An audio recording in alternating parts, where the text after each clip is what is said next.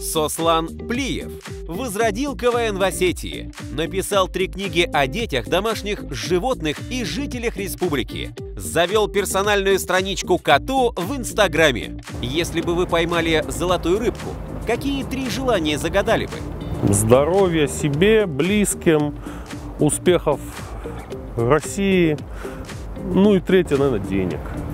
Стали бы вы дружить со своим двойником?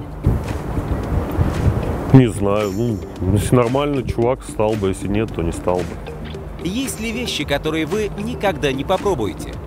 Да, и не буду прыгать с парашютом, это дебилизм. Нельзя доверять куску ткани и 20 веревкам, когда у тебя 3 детей. Чем бы вы занялись в последний день своей жизни? Курил, пил чай, как обычно. Чего вы боитесь? Стать скучным. Если бы вы могли стать невидимкой, куда бы пошли? Там, где раздают по $1 миллион.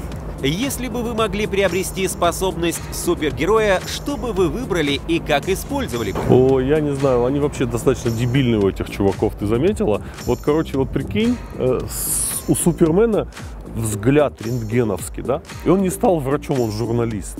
Братан, до хрена журналистов абсолютно вот бессмысленная работа у тебя, тем более в Америке. А если бы ты был врачом, ты понимаешь, рентгеновская, спасал бы мир, да, но еще и спасал бы людей как рентгенолог. Поэтому я вообще так достаточно иронично отношусь к супергероям. Книга, фильм, песня, с которыми должен быть знаком каждый. Это слишком широкий вопрос. Я вообще, когда вот начинаю составлять топы, да, топ 10 книг, которых необходимо прочитать, это все чушь, ребята. Читать нужно то, что вам нравится, то, что вам интересно, смотреть то, что вам нравится, и слушать то, что вам нравится. А вот если вы хотите подстраиваться под чье-то мнение, то пожалуйста. Как вы относитесь к смертной казни? В отношении кого? В принципе или в отношении преступников, которые этого заслужили? Это спорный вопрос понимания того, что смертная казнь еще нигде не снизила преступность и нигде не напугала потенциальных преступников. Разбивается о мою уверенность в справедливость высшую в какую-то. Поэтому, наверное, за смертную казнь. Оказавшись перед Богом, что сказали бы ему? Ой, я тебя умоляю. Вот, короче, Богу абсолютно все равно, что я ему скажу. Какой самый интересный комплимент, который вам в жизни делали? Это, короче, я зашел в какой-то магазин купить себе майку, и мне начали предлагать 2XL. Причем я категорически был уверен, что 2XL маленькая майка. Но они так вот были настойчивы, девушки-продавщицы, чтобы не расставить их, я говорю, дайте я померю. Я взял, она была еще фиолетовая. И когда я одел, это прям очень вызывающе выглядел. И я вышел, ну типа сказать, ну вот, убедитесь, что это плохо.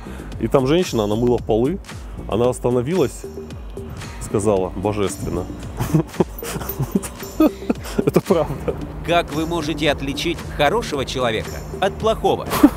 По запаху. Плохие плохо пахнут. Или наоборот, плохо пахнут, плохой. Да нет, ну как, это надо пообщаться. Нет, на самом деле это сложно. Нельзя сразу. У меня есть проблема, первая оценка, и она обычно такая бывает. Надолго.